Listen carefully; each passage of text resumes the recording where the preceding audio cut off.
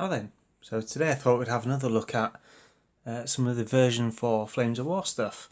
Today we're going to have a look at the Soviet forces from the Enemy at the Gates book on the Eastern Front. So the last video I did on Flames of War, we had a look at the Iron Cross book and how to put together, or how I put together my Grenadier Company. That'll be somewhere on this playlist somewhere. Probably the one before this, to be fair. So you can have a look for that. But what we're going to have a look at today is Enemy at the Gates. So this is based on Stalingrad, this book, and sort of 1942, early 1943, sort of mid-war period. And what I'm going to do is, like I did before, just go through my list, how I put the force together, and see what a kind of 110 point force looks like. I'm still sticking with 110 points. I believe that's kind of the equivalent to a 2,000 point list, basically, in old money. So an evening's gaming, basically. Again, we'll be using the not camera. Always knocking the camera. Using the cards, and be having a look at the list. And as always, I've got my army list book, and I've knocked up a couple of lists there. So that's my Panzer Grenadier list, which I'll show you another time.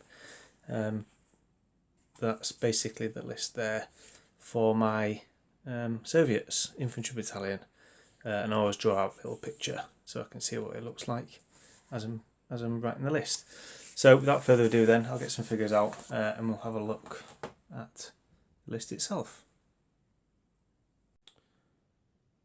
Okay then, so what we'll do then, we'll go through making the list in the same way that I did my German Grenadier Company. We'll go through it unit at a time, and I'll show you the cards and stuff. So the first card we're concerned with really is the formation card.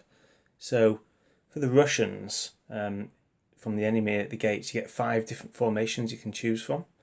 And what I will say is, I'm not sure if I mentioned it in my last video, is that you can have a mix of different formations within the same tabletop army as such. So what you could have is a rifle battalion formation and, I don't know, an M3 lead tank battalion formation working together as part of your tabletop army, but it would be 2 distinct formations. I hope that makes sense. That's the best way I can think of this to describe it. But on the back there, you've got all the supporting options that are common to all these different 5 formations here. But what I've done is I've built a rifle battalion basically, so I'll show you that. So the first thing I need then is the rifle battalion HQ. Again, you've got all the in-game stats there on the front of the card, dead handy, side of the table. You don't have to go leafing through the book. I think it's a great idea. And on the back of the card then you've got what's actually contained within it. So you've got 2 rifle teams for 1 point, a couple of special rules there, and then importantly on the back of this one is you've got all the different units or component parts, basically companies and stuff, that form a rifle battalion infantry formation in there. So I've got my commander, battalion commander there, and the 2 IC there, and what I've used is the battalion commissar figure as my 2 IC, just because I could. Yeah. So the first formation we're going to look at then is a, God, the sun's being very un-Yorkshire-like again. So you have to have between there's a minimum of 1, but up to 2 rifle companies. So what I've done is I've gone for 2 rifle companies for my army. And looking at the card for the rifle company, again on the front you've got all the in-game stats, all the different weapon options are listed there, dead handy. And on the back there you've got different options. You can have a large company or a slightly smaller company. I don't know how well that's picking that up. Just try and reduce the brightness slightly. Is that better? Probably just a bit. Okay. So you can have the larger one or the smaller one. What I've done, I've gone for 2 of the smaller companies.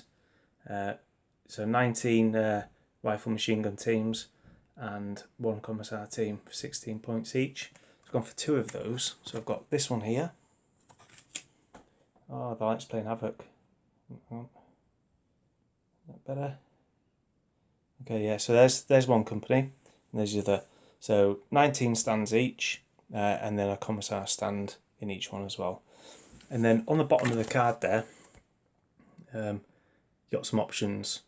So you can have up to 2 anti-tank rifle teams for 1 point each, and you can have up to 2 maximum machine gun teams, or you can add 1 50mm mortar team, or you can have flamethrower teams as well. So what I've done is both the same. I've given them both a 50mm mortar team each, which is this, which are now based. They used to be based on little bases, the 50mm, used to be separate, so that would be 3 separate mortar teams. But in the new rules, it's on a large base, so I've just stuck all 3 on there, and that's just an MDF base I had to spare. So mortar team for that company, and another one there for that company. I'll stick it behind somewhere. Don't know I'm going to fit all this in. And then what I've done is 1 anti-tank rifle team. So there's one there. They're all Peter Pig figures. For that company, I'll put it at the back. And then another anti-tank rifle team there. That'll go with that company, which bolsters them both up a fair old bit. So moving on then, the next thing I've got is an Smg Company. So the next one I've got there, oh god, you can have up to 2 Smg Companies. I've just got 1. Let me just find the card. There it is. Again, on the front of the card you've got all the in-game stats, and on the back again you can have a large one or a smaller one, and the options you can have for this one is you can add flamethrower teams to it. I've just gone for a stock, as it comes small Smg Company of 15 bases plus a commissar team, and that is this formation over here.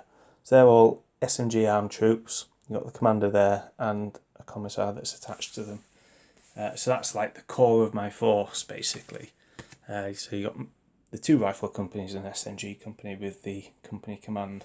And then what I'm going to do now then is start adding the supporting elements to it.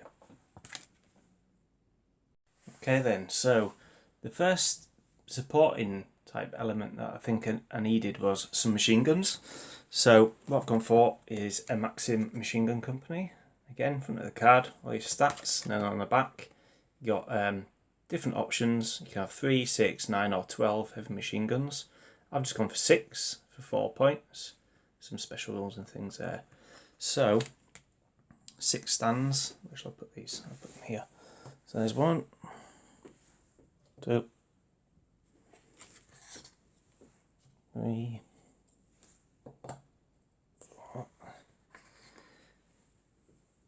5, and then just so you can have a little look there. Hopefully that will focus at some point. Yeah, so it's just the little Maxim machine guns on the little chassis there with the wheels and a little gun shield. They're pretty cool, quite unique looking, quite old-fashioned looking, I suppose. Machine guns. So that's the first supporting element, and then the next one I thought I need be good to have some mortars, some indirect fire support, and something that could maybe put some smoke down. In fact, I'm not sure if mortars, Russian mortars can fire smoke. I don't think they can actually. But anyway, no, they can't. Yeah. Sorry, going off on a tangent there, looking at the card.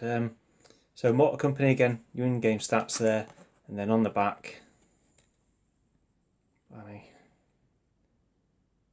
focusing again, you've got 3 different sizes. Anyway, you can have 3 guns, 3 tubes, 6 tubes or 9 tubes.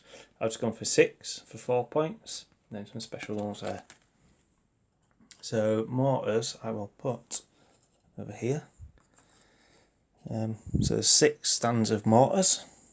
There's a bit of indirect fire support. You used to get, when you got the mortar platoon, let's move these across a little bit. When you got the mortar platoon, you got a mortar spotter as well.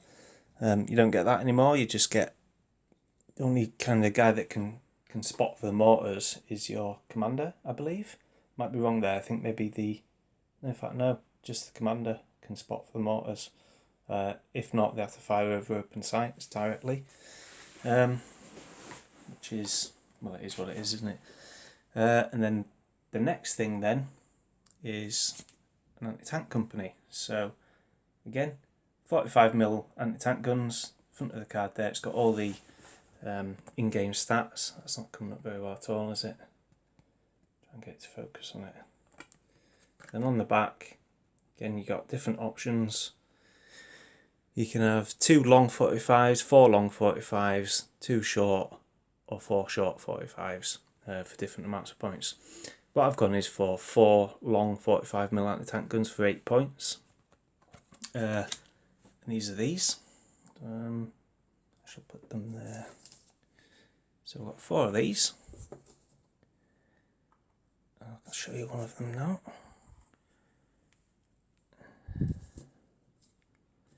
That's one there. Quite a small, portable sort of anti-tank gun. Doesn't really stand up too well to the more modern German tanks, but it's a bit of anti-tank capability there for the battalion. So that covers all the sort of inbuilt support that is within this list here. There's loads more different things you could take, but they're the ones I've gone for.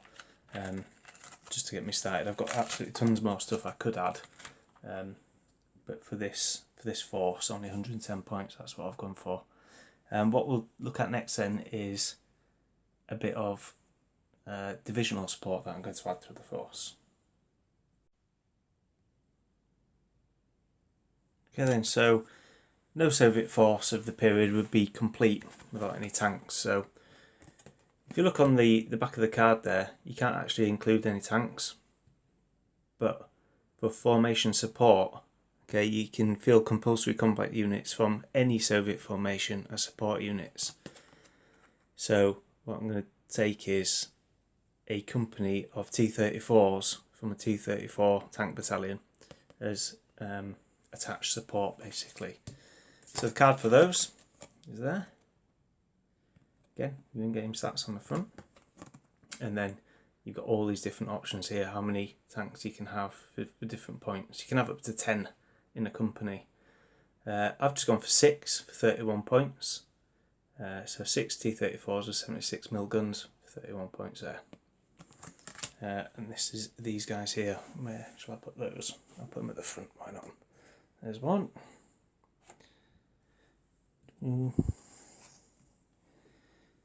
3, 4, 5, and then I'll just show you one here a little bit closer. See if I can zoom in slightly. There we go. The light's not great. They're not quite as dark as that in reality. Ignore all the dudes sat on the back. I had them separate for years, and depending whether I took tank riders or not, I could take them off or put them on, but they were all getting damaged and chipped and they kept falling off, so I've just glued them on. And they can be ignored for games purposes, really. They just look cool, so there they are. And I'll put that last one there. So zoom out again. So that's a full force. 110 points there. And what I'm going to do now then is just quickly add a couple more bits using the command cards. These command cards. So the first one I've gone for is Lucky. It's just basically a reroll, costs 1 point. It's always worth having.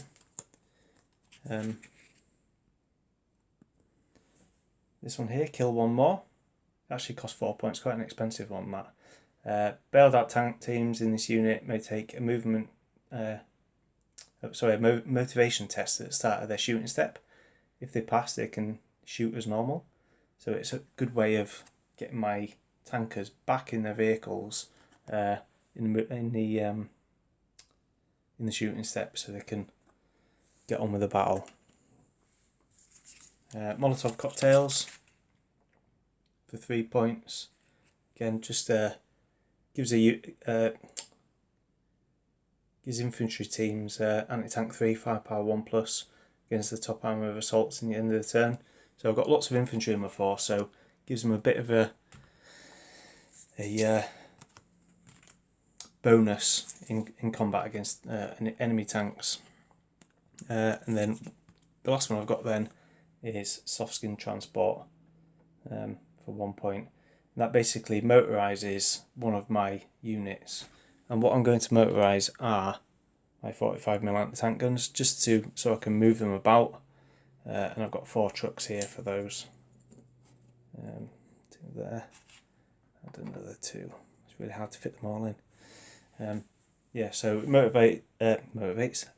motorises my anti-tank company, so I can move them about if I'm advancing, or if there's a threatened area and I'm playing the defender, I can redeploy my guns, things like that. So that pretty much covers my whole 110 point list. Now I have got tons more Russians that I could use to build this force up to probably about 200 points, probably double the amount that you see there. Lots more tanks, assault guns and armoured cars and things like that. But for an infantry battalion, I think that's a fairly historical kind of looking formation. I haven't got any massive overpowered weaponry or anything like that. It's all stuff that would be within the battalion, and then the tanks attached to it. So I hope you enjoyed the video. Hopefully I didn't waffle too much. I'll speak to you again soon. Bye bye.